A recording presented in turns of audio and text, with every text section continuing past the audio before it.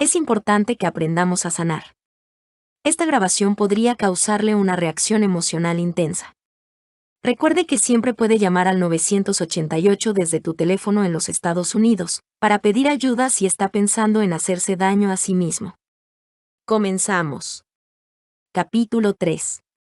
Rescate del dolor original. La neurosis es siempre un sustituto del sufrimiento legítimo. Carl Jung. Los problemas no pueden ser resueltos con palabras, sino únicamente a través de la experiencia. No solo la experiencia correctiva, sino mediante el alivio de los temores originales, tristeza, ira. Alice Miller. Creo que si la teoría que explica la búsqueda del dolor original fuera mejor entendida, revolucionaría el tratamiento de las neurosis en general y las conductas compulsivas adictivas en particular. A menudo, los pacientes que necesitan desesperadamente rescatar sus sentimientos son drogados con tranquilizantes.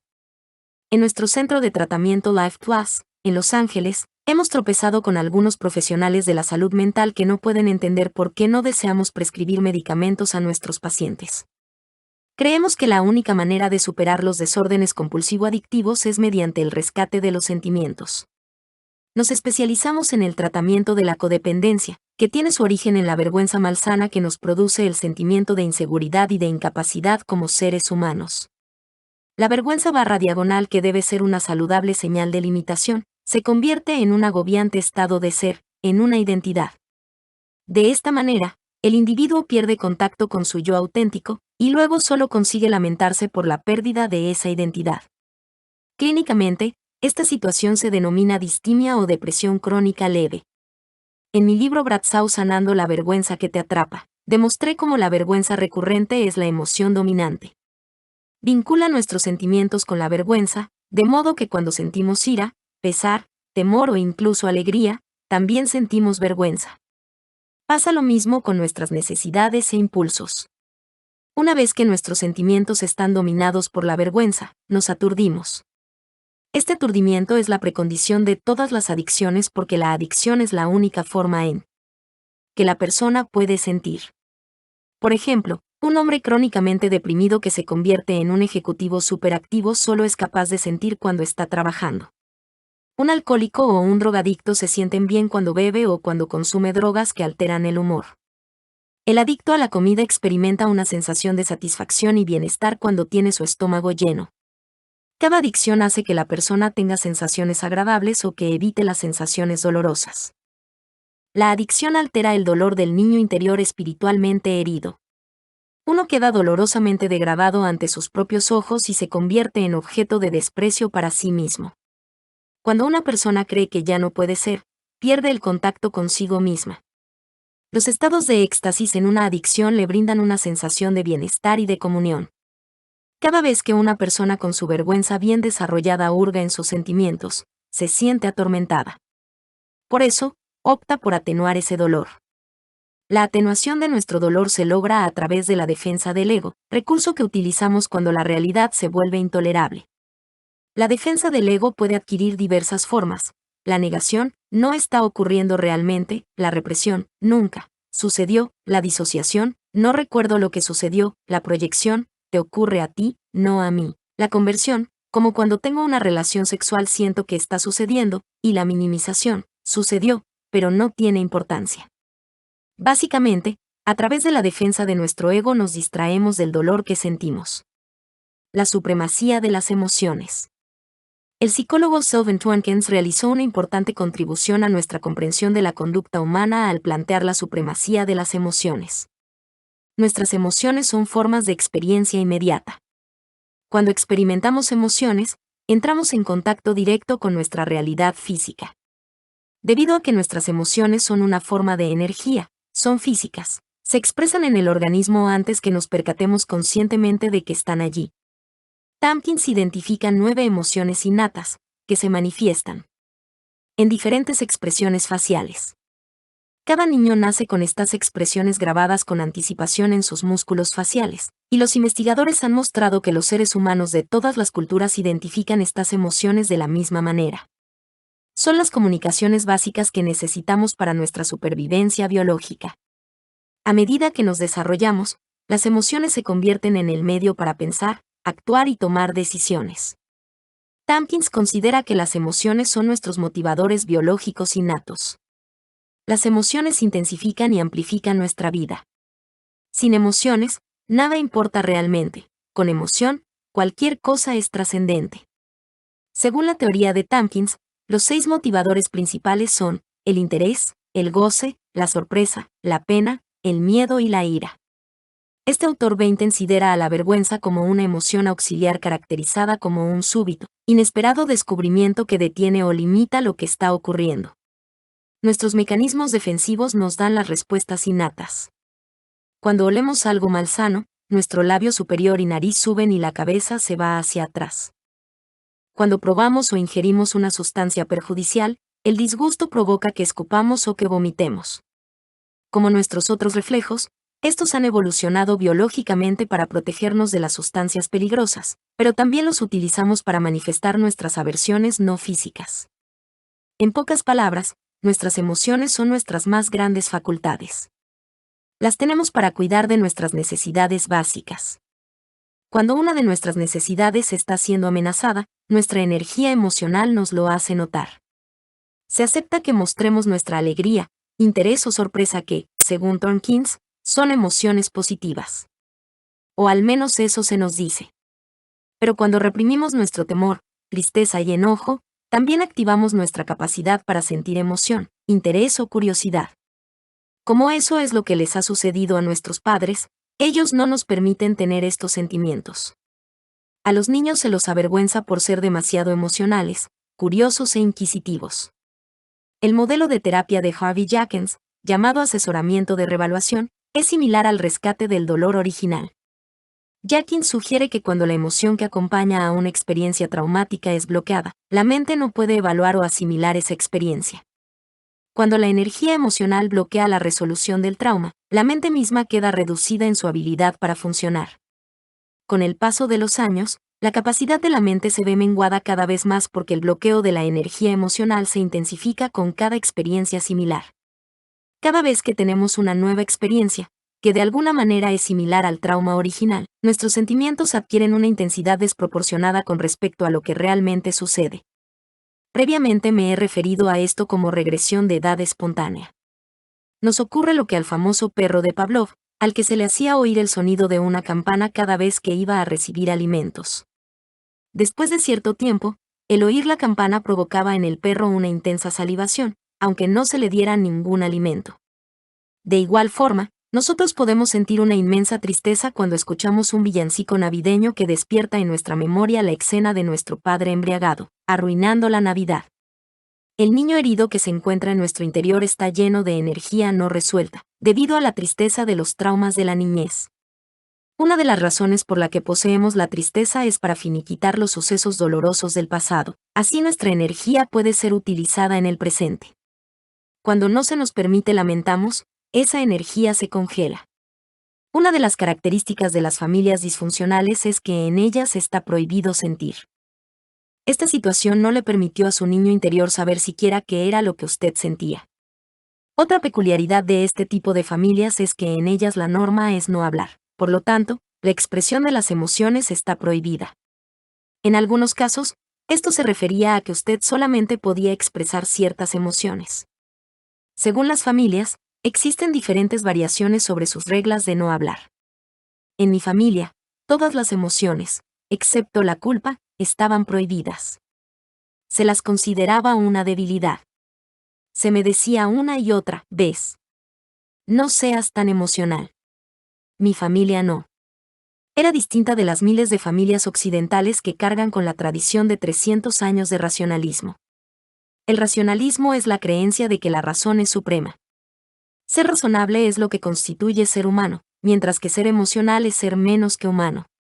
La represión y el tener que avergonzarse por tener emociones han sido la norma en la mayoría de las familias occidentales. Emociones reprimidas. Como las emociones son energía, claman por ser expresadas. Los niños de las familias disfuncionales no suelen juntarse con aliados, con alguien a quien expresar sus emociones, de modo que las expresan de la única manera que saben, actuándolas exterior o interiormente. Mientras más temprano ocurre la represión, Más destructivas son las emociones reprimidas. Estas emociones que no han sido expresadas son lo que yo denomino dolor original. El rescatado dolor original pretende reexperimentar estos traumas iniciales y expresar las emociones reprimidas. Una vez que esto se logra, la persona ya no tiene que actuar ni interior ni exteriormente las emociones reprimidas. Hasta hace poco, había escasa evidencia científica que apoyara el rescate del dolor original. Freud escribió extensamente sobre represión, disociación y desplazamiento y los definió como defensas primarias del ego. Pensó que, una vez formadas, estas defensas funcionan automática e inconscientemente. Sin embargo, no pudo explicar exactamente cómo funcionan estos mecanismos. Por ejemplo, ¿qué sucede en nuestro cerebro cuando reprimimos nuestras emociones dolorosas? Los terapeutas han podido describir algunas de las formas en que funcionan estos mecanismos defensivos. Por ejemplo, sabemos que una emoción puede ser atenuada tensando los músculos. A menudo, la gente rechina los dientes y tensa las mandíbulas cuando está enojada. También las emociones pueden ser frenadas conteniendo el aliento. Respirar rápida y ligeramente es una forma común de evitar el dolor emocional. Las personas también detienen sus emociones por medio de una fantasía. Durante la primera etapa de mi vida, temía mostrar mi enojo. Tenía una fantasía acerca de expresarlo, que terminaba en un rechazo catastrófico o en castigo. Con esta fantasía me provocaba tensión muscular y respiración agitada. La aflicción y el cerebro. Actualmente empezamos a comprender más ampliamente la defensa del ego gracias a las investigaciones sobre la química del cerebro y sobre su fisiología. Dejando de lado la defensa del ego, se llega a las primeras emociones. El rescate del dolor original permite una gran recuperación al facilitarle a uno sentir estas emociones contenidas del pasado. ¿Cómo se desarrolla este fenómeno? El neurólogo Paul D. MacLean ha descrito un modelo del cerebro /diagonal que nos ayuda a entender cómo nos afecta el trauma. MacLean describe al cerebro como temario, es decir, dividido en 3 partes. Estas 3 partes de nuestro cerebro conforman nuestra herencia evolutiva. El cerebro más primitivo es el de reptil o visceral. Este cerebro contiene nuestra más primitiva estrategia para la seguridad y la supervivencia, la repetición. Por ejemplo, la lagartija vive una vida muy sencilla. Pasa los días comiendo algunas moscas y mosquitos y tratando de evitar ser comida ella misma. Repite este patrón hasta que muere. Esta repetición tiene valor de supervivencia. También el cerebro visceral mantiene nuestras funciones físicas automáticas, como la de respirar. Suelo hacer notar a las personas que nuestras lagartijas surgen cuando nos casamos y nos enfrentamos con las costumbres de toda una vida de otra persona. El siguiente elemento de nuestro cerebro es el paleomamífero o cerebro de sensaciones. Técnicamente se lo denomina sistema límbico.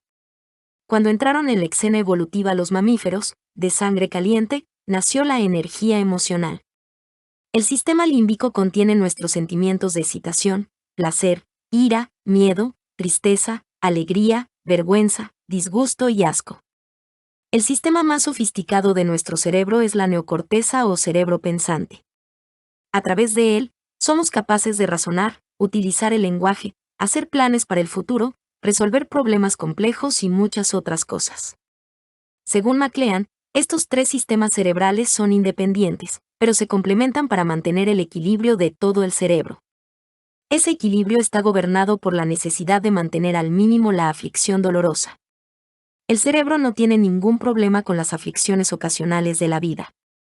Emplea la expresión de la emoción para mantener el equilibrio. Cuando nuestra aflicción alcanza cierto nivel, expresamos ira, lloramos de tristeza o sudamos y temblamos de miedo. Los científicos han demostrado que las lágrimas eliminan sustancias químicas causantes de tensión que se acumulan durante el trastorno emocional. El cerebro naturalmente procede a buscar el equilibrio mediante la expresión de la emoción, a menos que los hayan enseñado a inhibirlo. Los niños que se desarrollan en familias con problemas aprenden a inhibir sus emociones de 3 maneras. Primera, no se los toma en cuenta. Segunda, no tienen modelos sanos para expresar su emoción. Y tercera, son avergonzados y /diagonal o castigados por expresar sus emociones. Estos niños son realmente golpeados por tener miedo, enfadarse o estar tristes. Pero cuando se inhiben las emociones, o cuando la presión que sentimos es insoportable y crónica, el cerebro está en dificultades. Cuando esto ocurre, el sistema cerebral plantea medidas extraordinarias para mantener el equilibrio. Estas medidas son las defensas del ego. La huella del trauma inicial. Cuanto más pronto son inhibidas las emociones, más profundo es el daño. Existen evidencias de que hay un proceso en la maduración cerebral que sigue básicamente la secuencia evolutiva de la formación del cerebro. Los neurocientíficos han demostrado que el cerebro visceral predomina en el feto durante las últimas etapas del embarazo y en el primer periodo postnatal del bebé. El sistema límbico empieza a operar durante los primeros 6 meses de vida. El cerebro emocional permite que la importante vinculación inicial tenga lugar. La neocorteza todavía está desarrollándose durante nuestros primeros años, y el cerebro pensante necesita un ambiente adecuado y una estimulación correcta para desarrollarse sanamente. Al estudiar el crecimiento cognoscitivo de los niños, Piaget no halló verdadero pensamiento lógico hasta los 6 o 7 años de edad. En tanto algunos de los hallazgos de Piaget han sido cuestionados, este parece representar un punto crucial. Cuando reflexionamos sobre el hecho de que el cerebro visceral tiene que ver con la supervivencia y está gobernado por la repetición, la idea de la huella permanente adquiere sentido. El neurocientífico Barbara Isaacson afirma que es difícil desarraigar los recuerdos traumáticos porque fueron fijados por reacciones que nos han salvado la vida. El cerebro visceral aprende y difícilmente olvida, así el trauma permanece por tiempo indefinido. Todo aquello a lo que sobreviva el niño en los primeros años de su vida, época de intensa vulnerabilidad, quedará registrado. La compulsión de repetir. La investigación neurológica apoya lo que cada psicoterapeuta desde Freud hasta el presente sabe antes que nada, que la persona neurótica tiene la compulsión de repetir. También hay una explicación neurológica para las severas reacciones que mencioné antes. Los investigadores del cerebro han sugerido que las acrecentadas huellas neuronales de experiencias de tensión tergiversan la forma de reaccionar del organismo a estímulos recibidos cuando ya se es adulto. Las experiencias dolorosas realmente se graban en nuestro cerebro, de modo que éste se encuentra cada vez más preparado para reconocer como dolorosos aquellos estímulos que para otras personas pasarían inadvertidos. Esto apoya la teoría de que, una vez que el núcleo del cerebro es determinado durante la infancia, actúa como un filtro supersensible que moldea eventos subsecuentes. Las contaminaciones del niño herido caen en esta categoría. Cuando un adulto con un niño interior herido experimenta una situación similar a un suceso doloroso anterior, se desencadena también la reacción original. Se reacciona con intensa emoción ante algo que es realmente trivial o inocuo. Es decir, se responde a la que no existe en el exterior pero que aún está presente en nuestro interior. Esto lo estoy escribiendo durante un crucero durante el cual visitaremos las capitales de Europa. Cuando llegamos a Le Havre, Francia, mi hija me sugirió que tomáramos el tren a París, en lugar del autobús, que tarda 2 horas más. En el recorrido, he intentado evitarle traumas a mi hija. Ella es espontánea, curiosa, y le encanta la aventura. Sin embargo, yo me sumergí en obsesivos análisis acerca de su sugerencia. Durante la noche desperté varias veces, pensando, ¿y qué pasa si el tren descarrila? ¿Qué pasa si llega tarde y el barco nos deja? La sencilla sugerencia de mi hija provocó una reacción exagerada en mí. Cuando yo era pequeño, mi padre me abandonó, y ahora mis pensamientos obsesivos se centraban en no poder regresar al barco en que me dejaran. Las defensas del ego y el cerebro con puertas. El rescate del dolor original descansa en la hipótesis de que el dolor emocional inicial es atenuado e inhibido. Lo actuamos exteriormente porque nunca ha sido expulsado. No se lo puede expulsar pues nuestro mecanismo inhibidor, defensa del ego, nos impide saber que el dolor emocional está allí. No puedes saber lo que no sabes es un lema que empleamos en terapia. Actuamos exteriormente los sentimientos, los actuamos interiormente o los proyectamos hacia otros. Como no podemos sentirlos, y como son una cuestión no terminada, necesitan ser expresados. Actuarlos hacia el interior o hacia el exterior y proyectarlos son las únicas maneras de expresar los que conoce nuestro niño herido. Pero estas no son soluciones permanentes. Mi compulsión, actitud clásica del niño herido, no terminó cuando dejé de beber. Simplemente la cambié por el trabajo compulsivo. Hasta que no rescaté el dolor original de mi niño herido, continué actuándolo hacia el exterior en mi insaciable necesidad de excitación y alteración del humor. mis defensas del ego mantuvieron inhibidas las emociones. Hace apenas 10 años descubrí los principales patrones de codependencia, el incesto físico y no físico, y el alcoholismo, que dominan mi historia familiar multigeneracional. Hasta que no deseché mis ilusiones y negativas acerca de mi familia y mi infancia, no pude rescatar mi dolor original. Las investigaciones sobre el cerebro efectuadas por Ronald Melzack pueden ayudar a explicar cómo funcionan las defensas del ego. Melzack descubrió una reacción biológica adaptable para inhibir el dolor, que él denomina puerta neuronal. Melzack señala que los 3 sistemas cerebrales que posee el cerebro triuno tienen fibras interconectadas que realizan tanto una función facilitadora como una función inhibidora. Con las puertas neuronales se controla la información entre los 3 sistemas.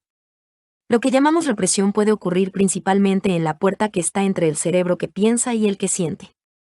Expresándolo en la forma más simple posible, cuando el dolor emocional en el sistema límbico alcanza el punto más alto, un mecanismo automático cierra la puerta que comunica con la neocorteza.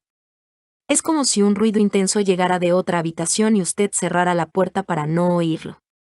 Freud pensaba que las principales defensas del ego se integraban en defensas secundarias más sofisticadas conforme maduraba el ser humano. Estas defensas asumen la cualidad de razonamiento, por ejemplo, racionalizar, analizar, explicar y minimizar. Trabajos recientes sobre el sistema límbico realizados por R. L. Saxon apoyan esta teoría. Este investigador señala que el sistema de puertas de la neocorteza, el cerebro pensante, se encarga de suprimir los hábitos y recuerdos del pasado. La neocorteza se ocupa profundamente de suprimir el pasado. Así, nuestro cerebro pensante puede funcionar sin ser molestado por el ruido y las señales generadas en nuestro mundo interno. Pero estas señales no se van, sino que, suponen los investigadores, siguen viajando por circuitos cerrados de fibras nerviosas dentro del sistema límbico. De este modo, las defensas del ego evitan la tensión y el dolor, pero estos se quedan ahí. Debajo de la corteza son registrados como un desequilibrio, una secuencia de acciones abortada que espera su liberación e integración. La energía del trauma original subsiste como una tormenta eléctrica que reverbera tensión por todo el sistema biológico. Personas que llevan una vida aparentemente racional pueden seguir soportando una vida emocional tormentosa. Sus tormentas continúan porque el dolor original no ha sido resuelto. Rescate del dolor original. El rescate del dolor original pretende de hecho experimentar esos sentimientos reprimidos. Yo lo llamo proceso de descubrimiento. Es lo único que producirá el cambio de segundo orden, es decir, el cambio profundo que verdaderamente resuelve los sentimientos. En el cambio de primer orden, se canjea una compulsión por otra. En el cambio de segundo orden, se deja de ser compulsivo. Esto es lo que yo necesité para superar mi compulsividad. Yo actuaba compulsivamente porque mi solitario y herido niño interior nunca había descargado su sufrimiento original. Seguí programas de 12 etapas y controlé mi alcoholismo, pero continuaba actuando exteriormente. Proseguí como profesor, teólogo y terapeuta, pero todavía actuaba exteriormente. Leí todos los libros que encontré y /diagonal discutí mis problemas en terapia, pero seguía actuando exteriormente. Procuraba alcanzar una conciencia más elevada, aprendí los métodos de los antiguos chamanes, conocí la curación con energía, participé en un curso en milagros, medité y oré, a veces durante horas, pero seguía actuando exteriormente. Fui compulsivo aún en relación con la conciencia superior. Lo que no sabía era que necesitaba abrazar la soledad y el dolor no expresado de mi acongojado pequeño niño acerca de su padre perdido, su familia perdida y su infancia perdida. Tenía que abrazar mi dolor original. Este es el sufrimiento legítimo del que hablaba Carl Jung. Dolor original como rescate por aflicción. Lo reconfortante es saber que el rescate del dolor original involucra al propio proceso de curación de la naturaleza. La aflicción es el sentimiento restaurador. Nos curaremos naturalmente si tan solo se nos permite afligimos. La aflicción comprende toda la gama de las emociones humanas. El dolor original es una acumulación de conflictos no resueltos cuya energía ha aumentado con el tiempo. El niño interior herido está congelado porque no hubo manera en que pudiera expresar su aflicción. Todas las emociones están vinculadas por la vergüenza recurrente. Esta vergüenza resultó de la ruptura de nuestro primer puente interpersonal. Llegamos a pensar que no podíamos depender de la persona encargada de nuestros primeros cuidados. En realidad, llegamos a creer que no teníamos derecho a depender de nadie. El aislamiento y el temor de depender de alguien son las dos consecuencias principales de la vergüenza recurrente.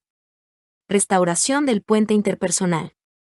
Con el fin de curar nuestras emociones recurrentemente avergonzadas, debemos salir de nuestro escondite y confiar en alguien. En este libro, les estoy pidiendo que crean en mí y confíen en ustedes. Para que su niño interior herido salga de su escondite, él debe confiar en que usted estará presente para apoyarlo. Su niño interior también necesita un aliado, no avergonzado, para ratificar su abandono, descuido, abuso y confusión. En principio, estos son los elementos esenciales del rescate del dolor original. Espero que confiarán en sí mismo para ser el aliado del niño que vive en su interior, para ayudarlo en su rescate del dolor. Porque usted no puede confiar totalmente en mí ni en ninguna otra persona. Si las cosas se pusieran difíciles, probablemente yo intentaría salvarme primero. Pero usted puede confiar en sí mismo.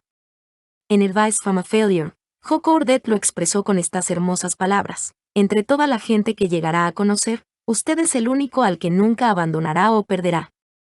Confirmemos el abuso sufrido. Créame, muchas de las acciones que realizaron sus padres y que usted consideraba legítimas en realidad fueron abusos.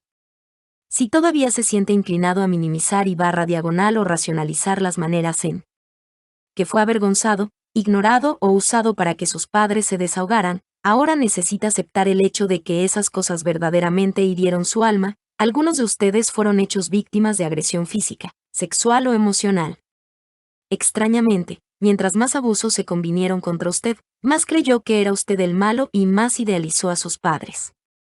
Ese es el resultado del vínculo de fantasía que describí anteriormente. Todos los niños idealizan a sus padres, así es como aseguran su supervivencia. Sin embargo, cuando el niño del que se abusa idealiza a sus padres, llega a creer que él es el responsable de dicha acción. Me golpearon porque soy insoportable. Tuvieron relaciones sexuales conmigo porque soy muy malo. Me gritaron porque soy desobediente. Yo soy el malo, no ellos. Ellos son buenos. Esta idealización de los padres es la defensa básica del ego y debe ser derribada. Sus padres no eran malos, solo eran niños heridos. Imagínese que es usted hijo de un niño de 3 años y 90 kilos, 5 veces más grande que usted, o de una niña de 3 años y 65 kilos, 4 veces más grande que usted. Sus padres hicieron lo que creyeron que era lo mejor, pero eso es algo que no puede comprender un niño de 3 años. Conmoción y depresión. Si todo esto lo impresiona, magnífico, porque la conmoción es el principio de la aflicción. Después de la conmoción, viene la depresión y fuego la negación. La negación permite que regresen nuestras defensas del ego. Esto ocurre generalmente como compensación. Decimos, bueno, realmente no estuvo tan mal. Tenía 4 paredes y un techo sobre mi cabeza. Por favor, créame, la situación fue muy negativa. Ser herido espiritualmente, que sus padres no lo dejaran ser usted, fue lo peor que le pudo pasar. Estoy seguro de que cuando usted era un niño y se enojaba, le decían, no me vuelvas a levantar la voz. Eso le enseñó que no era correcto que usted fuera usted mismo, y ciertamente no era adecuado enojarse. Lo mismo ocurrió con el miedo, la tristeza y la alegría. No era correcto que usted tocara su vagina o su pene, aunque se sintiera bien. No era aceptable que no le agradara el reverendo Herkimer, el rabí Kradó o el padre Walsh. No estaba bien pensar lo que usted pensaba, querer lo que quería, sentir lo que sentía o imaginar lo que imaginaba. A veces no estaba bien ver lo que veía o oler lo que olía. No estaba bien ser diferente o ser usted. Aceptar o entender lo que estoy diciendo es validar o legitimar su herida espiritual, que es exactamente lo que yace en el fondo de cada niño interior herido. Ira. El sentimiento que generalmente surge al afligirse es la ira. Es la respuesta legítima a la herida espiritual. Si bien sus padres probablemente hicieron lo mejor que podían, al rescatar el dolor original, usted acepta que las decisiones de sus padres nunca fueron convenientes. Lo significativo es lo que realmente ocurrió. Suponga que al mover marcha atrás el automóvil, accidentalmente le aplastaron una pierna. Esto le provocó una renguera durante todos estos años y usted nunca supo el por qué. ¿Tiene derecho a saber qué le sucedió? ¿Tiene derecho a sentirse lastimado y sufrir por ello? La respuesta a ambas preguntas es un inequívoco sí. Es correcto que se enfade, aunque lo que se hizo no haya sido intencional. En rigor, tiene que disgustarse si desea curar a su niño herido interior. Esto no significa que deba gritar y protestar, aunque podría hacerlo. Simplemente puede enfurecerse porque fue una situación molesta. Yo ni siquiera responsabilizo a mis padres de lo que me sucedió. Sé que ellos hicieron lo mejor que les permitía realizar el niño herido que habitaba en su interior. Pero también sé que estoy profundamente lastimado espiritualmente, y eso ha tenido lamentables consecuencias para mí. Me parece que todos somos responsables. Y la contrapartida de esa responsabilidad es detener lo que nos estamos haciendo a nosotros mismos y a los demás. Herida y tristeza. Después de la ira, surgen la herida y la tristeza. Si hemos sido víctimas, debemos lamentar esa traición. Debemos también lamentar lo que pudo haber sido, nuestros sueños y aspiraciones. Debemos lamentarnos de que durante nuestro desarrollo nuestras necesidades no fueran satisfechas. Remordimiento. A menudo, a la herida y a la tristeza sigue el remordimiento. Decimos, si las cosas hubieran sido diferentes, tal vez yo habría hecho algo diferente. Tal vez si yo hubiera amado más a mi padre y le hubiera hecho ver lo mucho que lo necesitaba, no me habría abandonado. Cuando atendía a víctimas de incesto y abuso físico, apenas podía creer que se sintieran culpables y tuvieran remordimientos acerca de su violación, como si de alguna forma ellas fueran responsables de lo sucedido. Cuando lamentamos la muerte de alguien, el remordimiento es, en ocasiones, pertinente. Por ejemplo, tal vez deseamos haber pasado más tiempo con la persona fallecida. Pero al dolerse del abandono que sufrió en la infancia, debe ayudar a su niño herido a comprender que no pudo haber hecho nada diferente. Su dolor lo causa lo que le ocurrió a él, no se refiere a él directamente. La vergüenza recurrente y la soledad. Los más profundos sentimientos de aflicción son la vergüenza recurrente y la soledad. Nos avergonzó que nos hubieran abandonado. Sentimos que somos malos, como si estuviéramos contaminados. Y esa vergüenza nos lleva a nuestra soledad.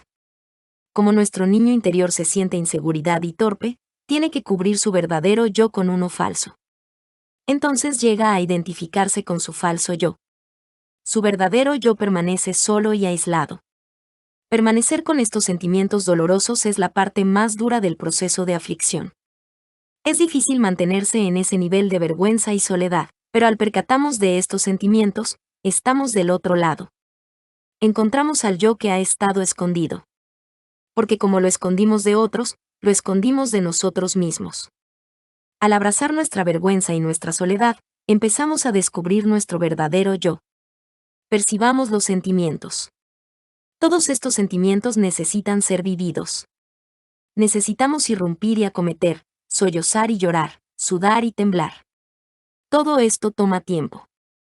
La recuperación de los sentimientos es un proceso, no un suceso. Pero la mejoría se nota casi inmediatamente. El contacto con el niño interior, el hecho de que él sepa que alguien está allí, suscita alegría y causa inmediato alivio. El tiempo que perdure la adicción varía de persona a persona. Nadie puede decir exactamente cuánto tiempo tomará el proceso de aflicción. La clave está en saber qué hacer para que cedan sus defensas. En realidad, no se pueden abandonar las defensas todo el tiempo. Existen lugares donde no es seguro rescatar la aflicción, y personas para las que tampoco es conveniente llevar a cabo ese rescate. Y se necesitará descansar de vez en cuando. Pero usted puede seguir avanzando a través de esos ciclos. Percibir los sentimientos es crucial. No se puede curar lo que no se puede sentir. Es importante mantenerse a salvo mientras se realiza el rescate de los sentimientos, tarea que se efectúa mejor con un compañero o grupo. No vaya demasiado a prisa. Si se siente agobiado, suspenda el trabajo inmediatamente. Dese tiempo para asimilar sus logros.